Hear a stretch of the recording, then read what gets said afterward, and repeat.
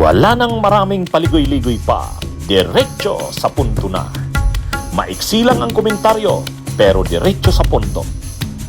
Maraming kuro-kuro, may tiwali, may totoo. Dito, sa puntong diretso tayo.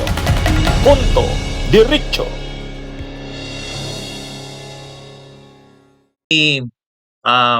Secretary of Interior and Local Government John Vic Rimulya. Mayroon na daw silang mga pangalan ng mga nagre-recruit para sa military junta. Ayan, usapan natin yan. Mga kabunyog, mga kababayan, itong tungkol sa military junta, mainit na issue ito eh. Pero ngayon, ang sabi ni Secretary of Interior and Local Government John Vic Rimulya, ano niya na daw? Alam na daw nila ang mga pangalan. Alam na umano nila ang mga pangalan ng mga nagre-recruit. Yung mga recruiters para dito sa military junta. Wala naman silang binigay na sample.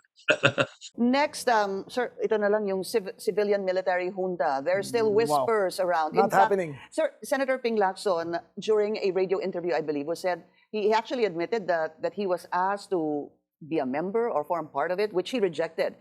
So that's what is happening. Pati po ang isang senador na dating PNP chief ay hinihikayat dito po sa isang civilian military junta. Lagi naman may subok ng ganyan eh. It's never been But to a absent senator, sir. from the Philippines. It's been offered to more than senators. It was offered to General Bronner? It was offered to a vice president who became president. Diba? So it's always been present in our system. How seriously are you taking these talks, Very, whispers, or very. threats? We are on top of the situation. We know who are the ones recruiting. We know what they're up to. We know what they are offering. We know the composition of those who want to form an alternative government. So we're on top of it. And are you at all concerned about that? It is always a point of concern, but it's not a point of panic. It's not a point of that we will waste great time and resources over it. Pero sino ba yung mga na-associate dito? Ang una na-associate dito sila Baguio City Mayor Benji Magalong saka sila Ariel Querubin. Pero si Ariel Querubin kaagad naman nagsabi, sabi niya, iniimbitahan siya sa mga usapan yan, may inattendan siyang meeting pero hindi naman daw siya andon, tibo, sabi niya. Alam niya lang na may mga nag-uusap-usap sa ganyan. Ganon din si Baguio City Mayor Benji Magalong. Dininay niya rin. Si Ping Lacson, ayan, si pinakahuling nagbigay ng reactions diyan si Ping Lacson. Sabi ni Ping Lacson, kinausap siya at nakakausap niya sa kung anumang paraan yan, by phone o sa chat nila. Basta't may mga retired na military officers na kinukumbinsi daw siya diyan sa mga military junta na yan. Sabi ni Ping Lacson. At ino-offeran pa nga daw siya na kung mabubuo yan, magtagumpay ang military junta, kasama siya dun sa piniisip o ino-offeran na mamuno, maging part ng military junta. Kaya lang hindi niya naman daw tinanggap eh. Pero so ibig sabihin, itong kay Ping Lacson, kinumpirma niya na mayroong mga galawan na gano'n. Mayroong mga galawan na gano'n. Pero mas na-associate ito kila Benji Magalong, kila Ariel Querubin. Tapos, nung bandang huli, mukhang alam nilang hindi tanggap sa mga tao, sa publiko, ang mga konsepto ng military junta na yan. Iba naman ang pinopose nila. Ang pinopropose na naman nila, caretaker government. Ang tawag nila, i-reset na daw ang gobyerno para mapaayos. Government reset. Pero military pa rin yung nasa likod ng mga government reset na yan. Pansamantala, kung ayaw ng tao sa military, pwede daw si Ramon S. Ang, yung bilyonaryong may-ari ng San Miguel Corporation. Yun na daw yung maging caretaker. Pero marami ring kumontra diyan. Ngayon, hindi binabaliwala ito, hindi ini-ignore ito ng PNP.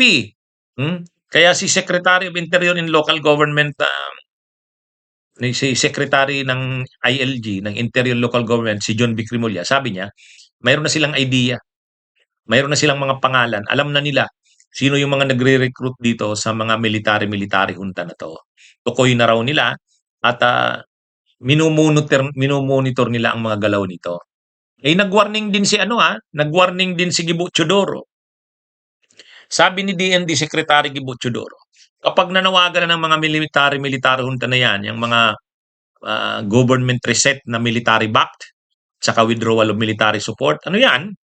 Nagbo-border na yan sa inciting to sedition, inciting to rebellion, sabi ni Gibo. Pwedeng may maaresto na dyan. Ha? Totoo naman. Totoo naman. Pag nanawagan kang mag-resign ang presidente, wala pang problema dyan.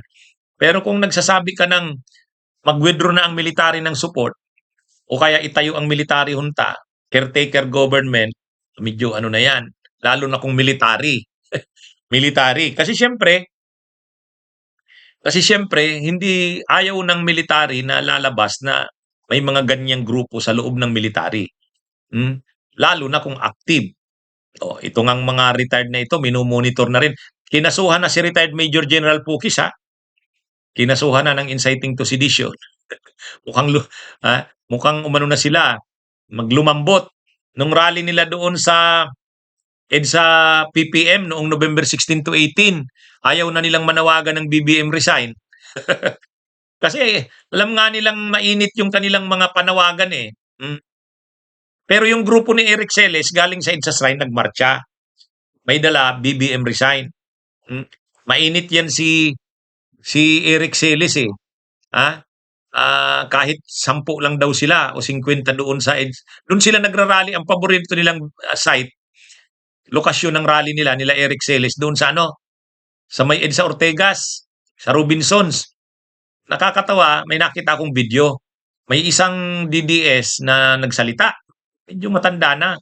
Pero ano rin, may hawak siyang megaphone.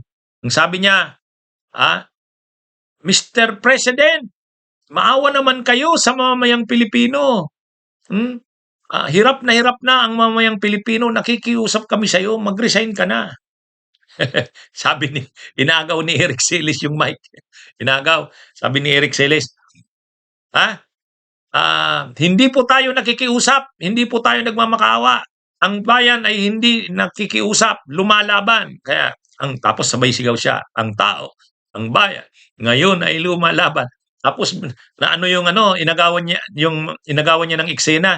Nagsalita na naman, sabi, hindi, kailangan rin kasi nating i-tone down ng ating panawagan kasi masyado nang may galit na naman si Eric Celes. Kaya nagkakagulo ang mga DDS, ano ba talaga? Pero mapapansin nyo, doon sa rally nila noong November 16, naalala nyo yon, may mga retired military officers na ayaw papasukin sila Eric Celes kasi nga medyo ang panawagan nila, hardline.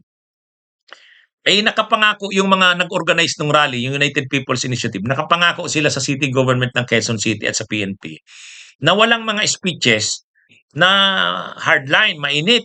Sila Eric Celes mainit eh. Kaya yon. Kaya nagkakaanuhan sila ngayon. O ngayon na naman, ito na namang mangyayari sa November 30, awan ko kung ano naman binabalak ng mga yan. Pero isa-isa silang kinakasuhan ngayon. Si retired Major General Pokis may kaso na. May reklamo sa nag-preliminary investigation na eh. Si Kiko Barsaga rin, isa rin yan. Mayroon na ring inciting to sedition, inciting to rebellion. Preliminary investigation din sa DOJ. Ganon din si Eric Celes, mayroon din. Anyway, pero iba pa ito doon sa military junta, iba naman 'yon. Ang military junta, ang packaging niyan, ayaw nilang ma-identify sa Duterte, ayaw din daw nila kay Marcos dahil grabe na ang krisis, palitan na lang ng military junta. May retired military, may active na military, tapos mayroon ding mga personahe galing sa business, tapos may mga obispo pa raw silang kasama. Ang sabi, civilian military junta nga eh. Pero dahil sa atin kasi sa Pilipinas, hindi naman tanggap yung mga ideya na yan ng military junta eh. Hindi katanggap-tanggap yan. Kaya nagbabago sila ng parang minomodify nila yung ideya. Kaya ngayon mga caretaker government na reset. At ang pinopropose nila, si Ramon Ang. Pero ayaw din ng tao niyan. Ayaw ng tao sa military, ayaw din ng tao sa negosyanteng bilyonaryo. Lalo niyang pag pinahawak mo ng politika yung mga bilyonaryo na yan, di para rin yan si Villar, maghahaluin ang negosyo at politika. Lalong matindi yan. Bunyog, halikan na kasama ka. Bunyog, kapag buklod ay may pag-asa. Luzon, Visayas, Mindanao, isa ang pananaw. Sa bagong Pilipinas ang bunyog isisigaw. Bunyog.